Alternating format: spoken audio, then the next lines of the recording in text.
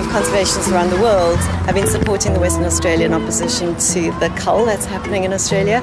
We just found out last week that their premier was going to be here for the Mining Indaba at CTICC, and we thought it was a really unique time or opportunity for us to show our support to Western Australia and also speak up for the sharks that also swim in our waters. So even though we were making a lot of noise online and Western Australia were aware, I don't think South Africa had really registered yet. So I think from here it's just to push our message further locally. Colin Barnett, go home! Colin Barnett, go home! Colin Barnett, go home! Colin Barnett, go home! Colin Barnett, go home!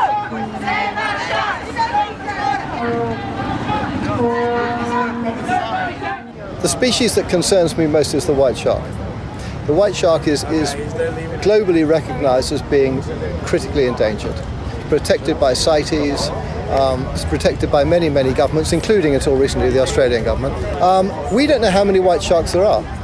There are various estimates. It might be as few as 3,000. It might be 5,000. Whichever, it's tiny.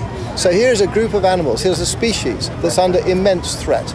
It's very important to sort of show as solid a position as we can to get as many people talking as possible. Stop the slaughter!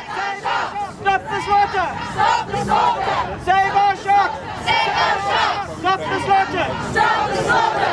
Save our sharks! Save our sharks! Stop the slaughter! Stop the slaughter! So we're learning that our sharks are going over there. Why would they go over there? We don't know.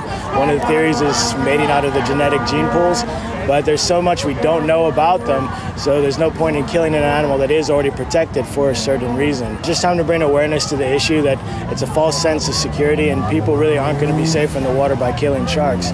It's important to save what we have in the oceans now, and now's the time to take a stand to do it. Ban drumlines now! Ban drumlines now! Ban drumlines now!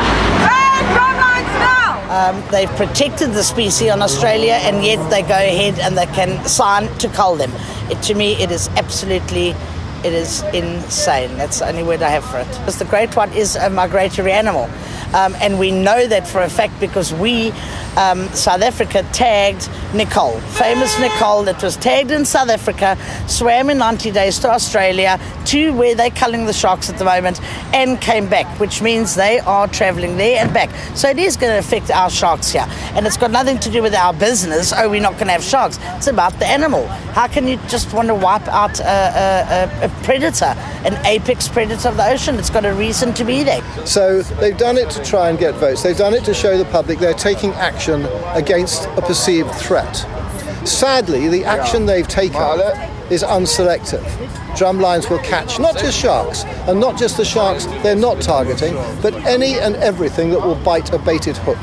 The second problem is, once you've got an animal on a hook, it's struggling. It may well be bleeding.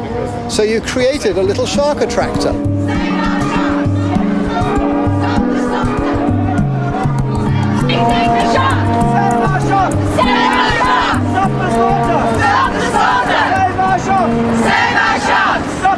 And every time there's an attack, it's blown up completely out of proportion.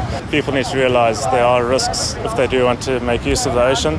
I mean, the chances of actually getting attacked or killed by a shark are extremely low. I think the word attack is the wrong word to use. I think it's more of an investigation on the shark's behalf. You see, white sharks are very curious and very intelligent animals. Most of the time, they'll just swim around underneath the object, looking at it, getting a visual inspection. But sometimes that's not enough. And when people want to investigate something further, they'll pick it up with their hands.